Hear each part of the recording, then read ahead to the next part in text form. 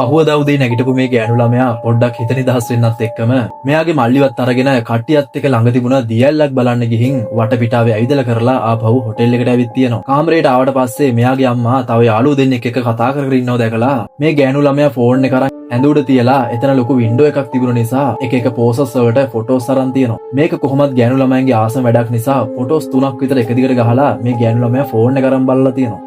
එතනින් එක ෆොටෝ එකක් නම් කිසිම අවුලක් නැතුව ලස්සනට තියෙනවලු. ඒත් ඊළඟ ෆොටෝ එකේ වින්ඩෝ එකට එළියෙන් එහෙට මෙහෙට යන කවුරු හරි ගෑනු කෙනෙක්ගේ ඡායාවක් වගේ දෙයක් පේන්න තියෙනවලු. මේක දැකලා අවුල් ගිය පොළොව විකාර වෙන්නේ බලපු ඊළඟ ෆොටෝ එකේ ඒ ගෑනු කෙනා Taman දිහා බලන් ඉන්නව දැක්කට පස්සේ. ඊළඟට කරන්න දෙයක් හිතාගන්න බැරි වුණ මේ ගෑනු ළමයා අර වින්ඩෝ එක අරගෙන ගිහින් බලලා තියෙනවා කාට හරි මෙතනින් එන්න යන්න පුළුවන්ද කියලා. ඒත් එතනට අර දියැලත් එක්කම පේන view එක ඇරෙන්න කිසිම කෙනෙක්ට එන්න යන්න බෑලු.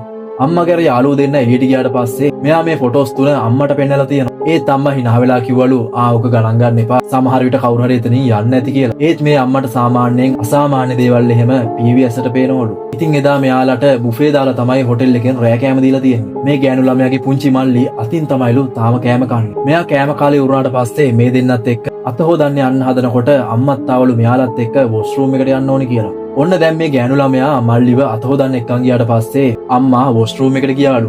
ඒ අතරේ වොෂ්රූම් එකක තිබුණ දොරක් වගේම මෙතන තව ජනේලයක් එකපාරම හයියෙන් ඇරිලා වැහුණලු. මේ දෙන්න මේක දැකලා බය වෙලා කියවනකොට අම්මත් ඒ සද්දෙට ඉක්මනට එළියට ආවලු. ඒ ආව විතරයි ඔන්න තව ජනේලයක් ඒ විදිහටම සද්දෙට ඇරිලා වැහුණලු. මං කලින් කිව්වනේ මෙයාගේ අම්මට සාමාන්‍යයෙන් අමනුෂ්‍ය බලවේගය එහෙම PVS දෙකට පේනවා කියලා. ඉතින් අම්මා ජනේලෙ දිහා ටික වෙලාවක් බලන් ඉඳලා නෑ එහෙම මොකුත් නෑ කියලා කිව්වලු.